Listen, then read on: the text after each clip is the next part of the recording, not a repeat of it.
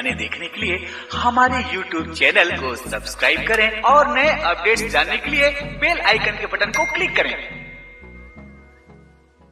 अरे हटा, चल अपना बजा।